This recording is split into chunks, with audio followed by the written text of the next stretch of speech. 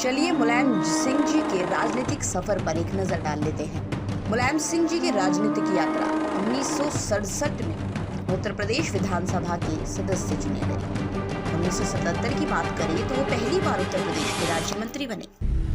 1980 लोकदल के अध्यक्ष बने। 1982 से 1985 तक उन्होंने उत्तर प्रदेश विधान परिषद में विपक्ष के नेता के रूप में पद संभाला। 1989 में वो पहली बार उत्तर प्रदेश के मुख्यमंत्री बने। 1990 में चंद्रशेखर की पार्टी जनता दल समाजवादी में शामिल हुई। 1992 में उन्होंने समाजवादी पार्टी सोशलिस्ट की स्थापना की। वहीं 1993 की अगर बात करें तो वो दूसरी बार उत्तर प्रदेश के मुख्यमंत्री बने। 1996 में वो मैनपुरी क्षेत्र से 11वीं लोकसभा के सदस्य चुने गए थे और 1999 में वो संयुक्त मोर्चा गठबंधन सरकार के अंतर्गत भारत के रक्षा मंत्री भी बने। 1999 में ही उन्होंने 2 लोकसभा सीटों संभल व कन्नौज से चुनाव लड़ा, दोनों ही सीटें जीती।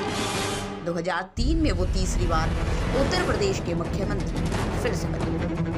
2004 में उन्होंने 1,83,899 वोटों के अंतर से गन्नौर विधानसभा सीट पर जीत दर्ज की थी, जो अब तक की सबसे बड़ी जीत का रिकॉर्ड माना जाता है। 2004 में उन्होंने मैनपुरी क्षेत्र से लोकसभा चुनाव जीता और 2014 में उन्होंने 16वीं लोकसभा चुनाव के दौरान 2 सीटों आजमगढ़ मैनपुरी से चुनाव लड़ा और दोनों ही सीटों पर जीत दर्ज की। अगर उनके व्यक्तिगत जीवन की बात की जाए तो उनकी जन्म तिथि 22 नवंबर 1939 बताई जाती है। जन्म स्थान सैफई, जिला इटावा, उत्तर प्रदेश। राशि वृश्चिक, राष्ट्रीयता भारतीय। गृहनगर सैफई, जिला इटावा, उत्तर प्रदेश। उनका कॉलेज महाविद्यालय विश्वविद्यालय के कॉलेज इटावा उत्तर प्रदेश है। AK college Shikohabad Uttar Pradesh. BR college Agra विश्वविद्यालय आगरा उत्तर प्रदेश। उनकी जो शैक्षिक योग्यता है वो BA जो कि राजनीति शास्त्र यानी दूरस्थ शिक्षा दिल्ली विश्वविद्यालय से की है। MA राजनीति शास्त्र से ही गुजरात विश्वविद्यालय से की। उनका डेब्यू वर्ष 1967 में रहा। उत्तर प्रदेश विधानसभा के सदस्य चुने गए। उनका पता है पोस्ट सैफई, जिला इटावा 26,001 उत्तर प्रदेश। उनके शौक रहे अभिरुचि कुश्ती करना, पुस्तकें पढ़ना, संगीत सुनना, लोक नृत्य देखना। दैनिक समाचार की पूरी टीम की तरफ से मुलायम सिंह यादव जी को भावभीनी श्रद्धांजलि। उत्तर प्रदेश के इटावा जिले का एक पिछड़ा गांव सैफई। इसी गांव का एक लड़का अखाड़े में तेजी से पहलवानी के दांव पेच सीख रहा था।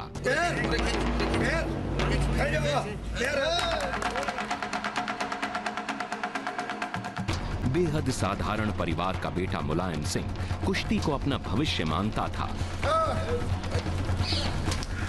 पिता सुघर सिंह यादव किसान थे। 5 बेटों में से मुलायम को खुद ही अपनी देखरेख में कसरत करवाते। अखाड़े में जब मुलायम अपने से बड़े कद और काठी के पहलवानों को चरखा दांव लगा मिनटों में चित्त कर देते तो पिता का सीना और चौड़ा हो जाता।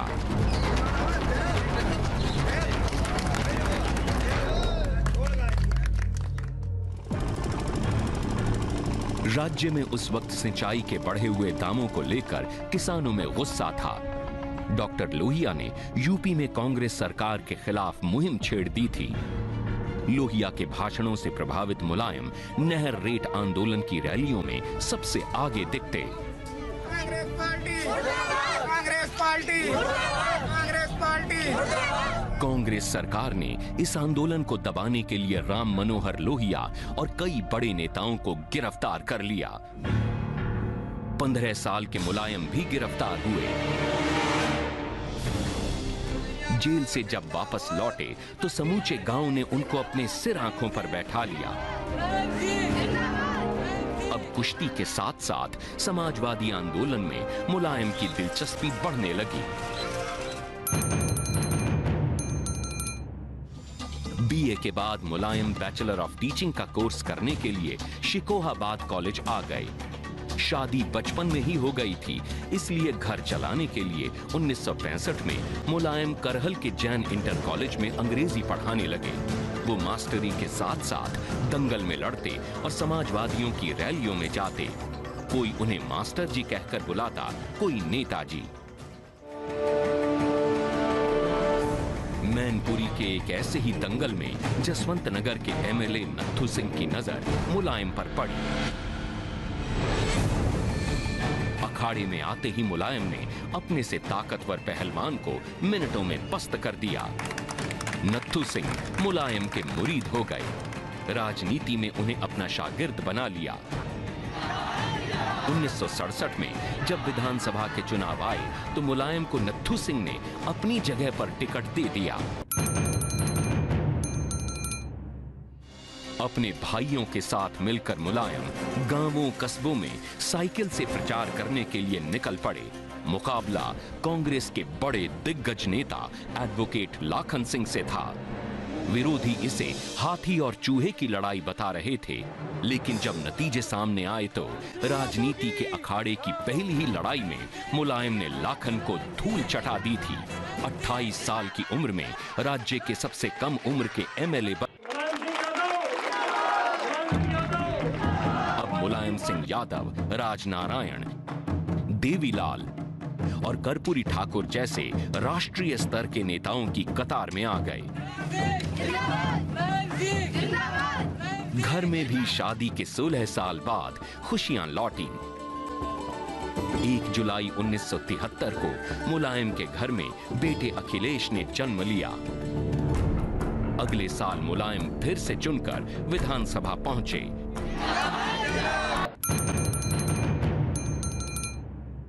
जयप्रकाश नारायण ने इंदिरा गांधी की सरकार को हटाने के लिए संपूर्ण क्रांति का नारा दिया।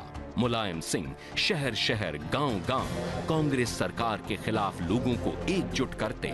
26 जून 1975 को जब देश में इमरजेंसी लगी तो अगले ही दिन मुलायम भी गिरफ्तार हो गए। मुलायम ने पूरे 19 महीने इटावा की जेल में काटे। आपातकाल के हटते ही देश में चुनाव हुए। विपक्षी दलों ने मिलकर जनता पार्टी बनाई। मुलायम चुनाव लड़े और जीत गए। देश और उत्तर प्रदेश में जनता पार्टी की सरकार बनी। मुलायम को सहकारिता, पशुपालन और ग्रामोद्योग विभाग की जिम्मेदारी सौंपी गई। 10 साल की राजनीति के बाद मुलायम जनता पार्टी की सरकार में मंत्री बने। मुलायम चाहते थे सहकारिता, नौकरशाहों की लाल फीताशाही निकलकर आम जनता के हाथ में चली जाए। इसी सहकारी आंदोलन के जरिए मुलायम सिंह ने अपने परिवार को राजनीति में उतारा। पहले मुलायम इटावा के सहकारी बैंकों से जुड़े थे। जब सहकारिता मंत्री बने तो भाई शिवपाल सिंह यादव को सहकारिता आंदोलन में शामिल करवाया। बाद में शिवपाल इटावा से सहकारी बैंक के अध्यक्ष चुने गए। मुलायम ने चचेरे भाई रामगोपाल यादव को इटावा के बसेहर ब्लॉक का अध्यक्ष चुनवा दिया। रामगोपाल यादव इटावा के डिग्री कॉलेज में फिजिक्स पढ़ाते थे। परिवार में सबसे ज्यादा पढ़े लिखे थे, इसलिए वो रणनीति बनाने और कागजी लिखा पढ़ी में मुलायम की मदद करते। शिवपाल विरोधियों के जानलेवा हमलों से मुलायम को बचाते। रैलियों में मुलायम की सुरक्षा की जिम्मेदारी शिवपाल की होती। मुलायम विधानसभा और उसके बाहर खुलकर वीपी सिंह सरकार का विरोध कर रहे थे। मुलायम पर हमले के लिए उनके कट्टर विरोधी बलराम सिंह यादव को जिम्मेदार बताया गया। मुलायम के सियासी गुरु चरण सिंह ने उनकी सुरक्षा के लिए यूपी विधान परिषद में उन्हें विपक्ष का नेता बनवा दिया। मुलायम को सरकारी सुरक्षा मिल गई। सियासी खतरे का खामियाजा परिवार को भुगतना पड़ता। इटावा के सेंट मैरी स्कूल की 3री क्लास में पढ़ रहे बेटे अखिलेश को स्कूल छोड़ना पड़ा। इटावा में विरोधियों की नजरों से बचाने के लिए अखिलेश को राजस्थान के धौलपुर स्थित मिलिट्री स्कूल में भेज दिया गया। मुलायम को अपनी हिफाजत में रखने वाले चरण सिंह बढ़ती उम्र के साथ राजनीति की सरगर्मी से दूर होने लगे। इसके बाद मुलायम को 2 मोर्चों पर एक साथ लड़ना पड़ा। पहला विधानसभा के अंदर और बाहर विपक्ष के नेता की जिम्मेदारी, दूसरा चरण सिंह की राजनीतिक विरासत को लेकर जंग। विदेश से पढ़ाई कर लौटे अजीत सिंह पिता चौधरी चरण सिंह की राजनीतिक विरासत को संभालने की तैयारी कर रहे थे। लेकिन मुलायम का दावा ज्यादा मजबूत था। अजीत भले ही चरण सिंह की राजनीति के वारिस थे, पर जनाधार के वारिस मुलायम ही बने।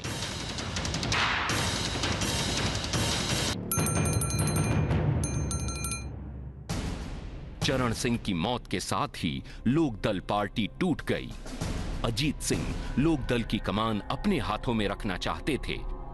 उनका आरोप था कि मुलायम पार्टी में मनमाने फैसले लेते हैं। आखिरकार अजीत सिंह और कांग्रेस के दांवपेच में मुलायम के हाथ से विपक्ष के नेता की कुर्सी निकल गई।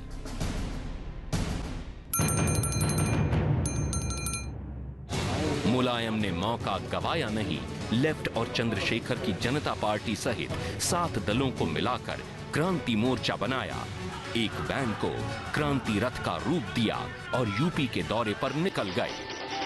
जन के मन और हृदय में देखो दसों दिशाओं में जिनका जलवा कायम है, नाम मुलायम है। यात्रा के आखिरी दिन लखनऊ में बड़ी रैली की। चंद्रशेखर, हेमवती नंदन बहुगुणा, हरकिशन सिंह सुरजीत, रामकृष्ण हेगड़े जैसे बड़े बड़े विपक्षी नेता उस रैली में आए और यहीं से पहली बार मुलायम के मुख्यमंत्री बनने की नींव पड़ी। सियासत में रमे मुलायम ज्यादातर वक्त लखनऊ में बिताते। परिवार के लिए वक्त कम रहता। मुलायम के विधानसभा इलाकों की जिम्मेदारी भाई शिवपाल यादव पर रहती।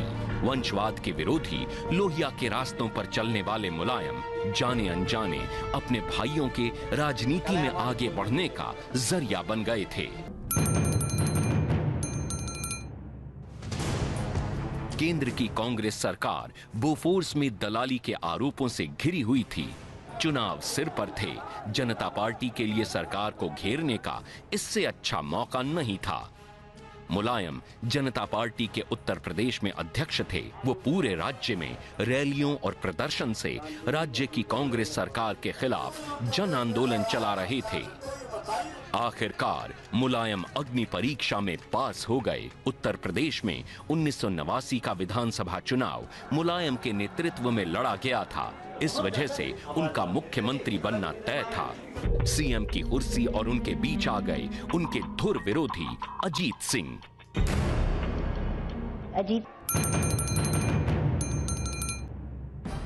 बीजेपी ने विश्व हिंदू परिषद और बजरंग दल के साथ मिलकर अयोध्या में रामशिला यात्रा शुरू कर दी। 4 महीने बाद कार सेवक अयोध्या में जमा होने लगे। आखिरकार कार सेवकों को विवादित बाबरी मस्जिद की ओर बढ़ने से रोकने के लिए पुलिस को फायरिंग करनी पड़ी। दर्जनों कार सेवकों की मौत हो गई और मुलायम रातों रात विलेन बन गए। अप्रैल 1991 में मुलायम की सरकार गिर गई। अब तक दूसरी पार्टियों के सहारे राजनीति कर रहे मुलायम को अपनी एक पार्टी की जरूरत महसूस हुई। 4 अक्टूबर 1992 को उन्होंने लखनऊ के बेगम हजरत महल पार्क में समाजवादी पार्टी के नाम से एक नई पार्टी की स्थापना की। जब पिता ने समाजवादी पार्टी बनाई तो अखिलेश यादव मैसूर में इंजीनियरिंग कर रहे थे। उन्हें अखबारों से इस खबर का पता चला। समाजवादी पार्टी बनने के 2 महीने बाद मुलायम को एक और मौका मिला। बाबरी मस्जिद के विवादित ढांचे को गिराए जाने के दिन 6 दिसंबर 1992 की शाम कल्याण सिंह सरकार को बर्खास्त कर दिया गया। इसी साल मुलायम के भाई राम गोपाल यादव राज्यसभा के लिए निर्वाचित हो गए। 4 दिसंबर 1993 को मुलायम दूसरी बार यूपी के सीएम बने, लेकिन 6 महीने के बाद बीएसपी ने समर्थन वापस ले लिया। इस बीच मुलायम के यदुवंश से दूसरी पीढ़ी राजनीति में उतरी। मुलायम के सबसे बड़े भाई रतन सिंह यादव के बेटे रणवीर सिंह यादव को सैफई ब्लॉक के अध्यक्ष की कुर्सी पर बैठाया गया। मुलायम मैनपुरी से लोकसभा का चुनाव लड़कर पहली बार संसद पहुंचे और देवेगौड़ा की यूनाइटेड फ्रंट सरकार में रक्षा मंत्री बने। देवेगौड़ा को कांग्रेस का समर्थन न मिलने से उन्हें प्रधानमंत्री पद छोड़ना पड़ा। यूनाइटेड फ्रंट के केंद्रीय नेताओं में मुलायम की साख सबसे मजबूत थी। आखिरकार आई.के. गुजराल के नाम पर सहमति बनी और मुलायम रक्षा मंत्री ही रह गए। मुलायम फिर से यूपी लौटे। अब मुलायम ने अखिलेश के लिए राजनीति का रास्ता खोला।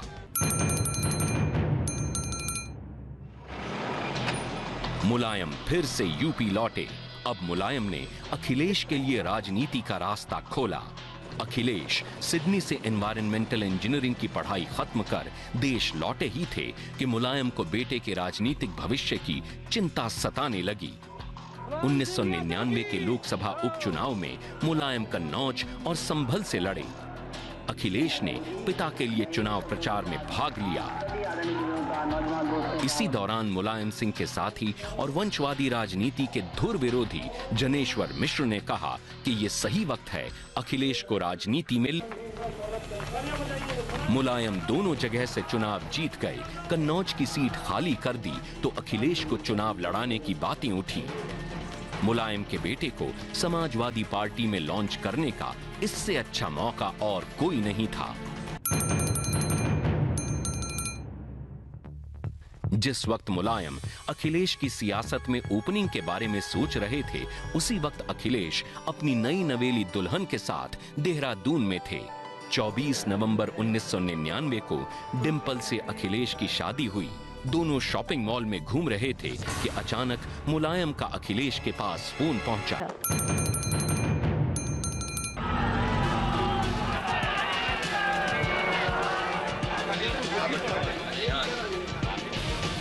बहुजन समाज पार्टी ने अखिलेश की हार सुनिश्चित करने के लिए अकबर अहमद डंपी को मैदान में उतार दिया। बेटे को पहली बार जिताने के लिए मुलायम ने दिन रात एक कर दिए। अखिलेश भी वोट मांगने घर घर पहुंचे। नतीजे सामने आए तो अखिलेश ने बीएसपी के अकबर अहमद डंपी को 58,725 वोटों से हरा दिया और इसके साथ ही समाजवादी पार्टी में अखिलेश की बड़ी राजनीतिक पारी की यहीं से शुरुआत हुई।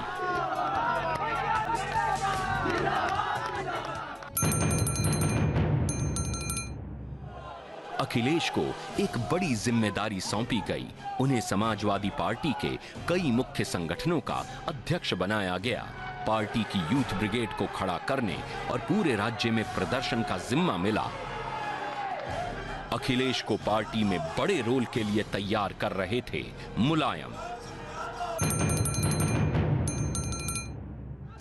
2003 के उत्तर प्रदेश विधानसभा चुनाव हुए। 143 सीटों के साथ समाजवादी पार्टी सबसे बड़ी पार्टी बन गई। 29 अगस्त 2003 को मुलायम तीसरी बार मुख्यमंत्री बने। मैं मुलायम सिंह यादव की शपथ लेता हूं कि मैं वेद द्वारा सरकार बनाने की सियासी चालों के बीच अखिलेश बैक सीट पर ही बने रहे।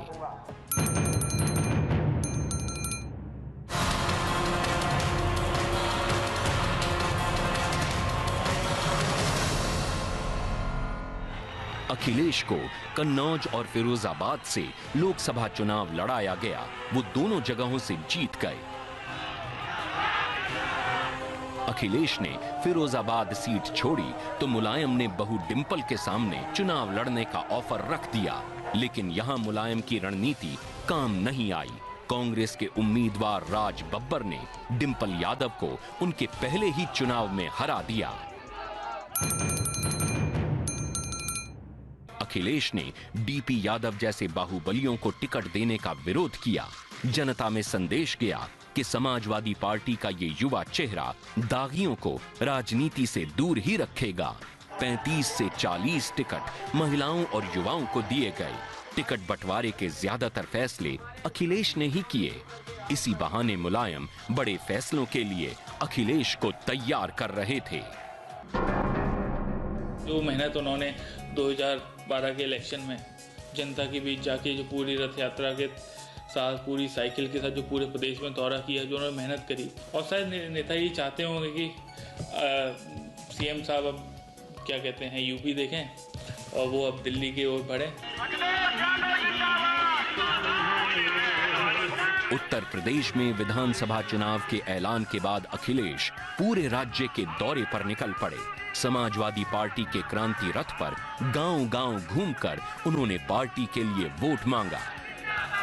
अखिलेश यादव का सीधा मुकाबला मायावती और कांग्रेस से था। कांग्रेस भी अपनी खोई हुई जमीन को वापस पाने के लिए जोर लगा रही थी और जब नतीजे सामने आए तो मायावती के साथ साथ कांग्रेस के भी होश उड़ गए। मुलायम सिंह को अब मुख्यमंत्री का नाम तय करना था। राम गोपाल यादव ने खुलेआम अखिलेश का नाम मुख्यमंत्री पद के लिए ले लिया। इस बात से शिवपाल सिंह यादव नाराज हो गए। शिवपाल चाहते थे कि मुलायम सिंह कम से कम 2 साल मुख्यमंत्री की कुर्सी पर रहें या फिर वो स्वयं बने, लेकिन शिवपाल सिंह की इच्छा नहीं चली। अखिलेश यादव उत्तर प्रदेश के सबसे कम उम्र के मुख्यमंत्री बने। ईश्वर की शपथ लेता हूं कि मैं विधि द्वारा स्थापित भारत के संविधान के प्रति सच्ची, श्रद्धा और निष्ठा